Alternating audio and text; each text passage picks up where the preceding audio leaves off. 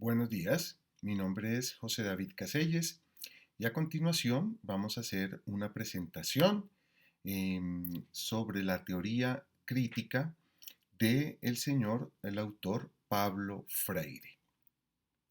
En primer lugar, vamos a definir los elementos o las características principales en las cuales se basa su teoría.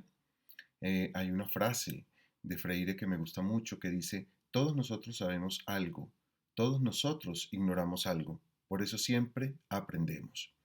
Entonces, esa frase nos sitúa un poco en la didáctica, en las ideas y también en la propuesta pedagógica de Paulo Freire.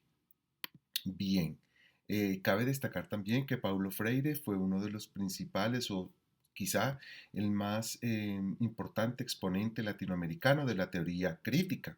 Entre sus principales obras encontramos La educación como práctica de libertad, La pedagogía del oprimido y Extensión o comunicación. Y con sus consabidas aplicaciones a la pedagogía y a la didáctica. Entre las principales características de la pedagogía de Freire tenemos una pedagogía humanista y liberadora. Básicamente, él trata de concienciar al individuo para que los hombres y las mujeres sean los partícipes y generadores de libertad y de transformación social. Básicamente, él habla de que en el mundo y sobre todo por el contexto latinoamericano que le tocó vivir, nos encontramos con unas opresiones a nivel social, político y económico, y es la escuela y la educación una de las principales motores de esa transformación porque esa psicología del oprimido que Paulo Freire nos explica lleva a la deshumanización del ser humano y lo lleva a reproducir unas instancias o estructuras de poder en la cual se encuentra subyugado y pues claramente no tendría como una emancipación en su ideal o en su participación democrática.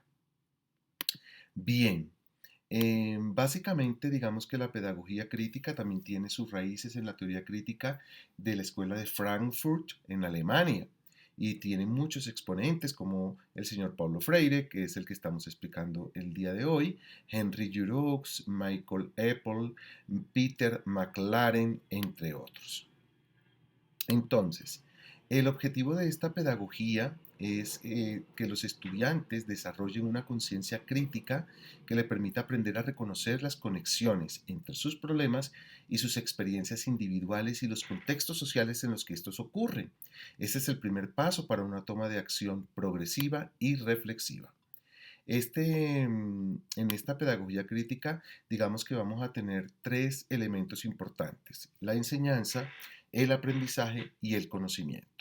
En cuanto a la enseñanza, se enfatiza en la necesidad de enseñar acerca de cómo pensar y no en qué es lo que tiene que el estudiante pensar. El estudiante no se considera una tabula rasa en la cual se tengan que agregar una serie de conocimientos, sino que el estudiante trae unos conocimientos previos, producto de su historia, producto de su cultura, producto de su familia, y esos conocimientos al activarse en clase, pues claramente ayudan a construir nuevos conocimientos. El aprendizaje, desde el enfoque crítico reflexivo de Freire, se entiende por una persona educada aquella que pretende funcionar estrategias, principios y conceptos. Y en este enfoque de Freire, el conocimiento es una información significativa con la posibilidad de transferirse en un entorno o en un contexto determinado. Así encontramos, digamos, los roles entre el docente y el discente, es decir, el estudiante. En esta pedagogía crítica de Paulo Freire, el docente reconoce a los alumnos como personas con una historicidad propia, con saberes previos, producto de su experiencia, como ya habíamos dicho anteriormente. Y también participa con los estudiantes a través del diálogo, reflexiona críticamente con ellos y les da una participación en el aula, no solamente siendo el docente el ocupando el rol protagonista. El discente, es decir, el estudiante, en su saber reflexivo sobre su propio actuar, debe generar esas reflexiones, debe ser participativo, crítico y analítico y compartir los diálogos. Esto es uno de los aspectos más importantes en la pedagogía de Freire, ya que genera un diálogo intersubjetivo y el aprendizaje se realiza en esa intersubjetividad y no solamente desde el punto de vista de la subjetividad de cada estudiante. Bien, digamos que a través de estos elementos teóricos de Paulo Freire podemos proponer unas metodologías en el aula que lleven a la práctica la pedagogía crítica. Yo diría que una de ellas, por ejemplo, muy común hoy en día son los debates, muy propios de las ciencias sociales y de las ciencias en general. Cuando le damos a los estudiantes la posibilidad y la orientación de indagar en temas de sus propios intereses y les damos problemas en los cuales puedan aplicar esas teorías o esos conceptos vistos en clase o indagados por el propio estudiante para solucionar un problema determinado y posteriormente asumir unas posturas que le permitan defender desde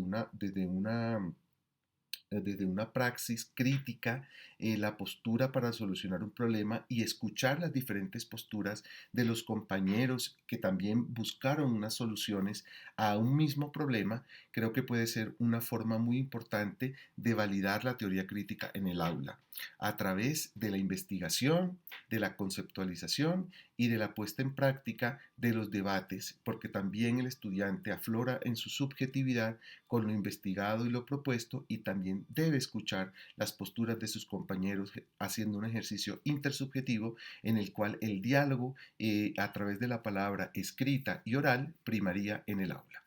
Esta entonces es mi exposición acerca de la pedagogía crítica y la metodología propuesta para el autor Paulo Freire. Feliz tarde.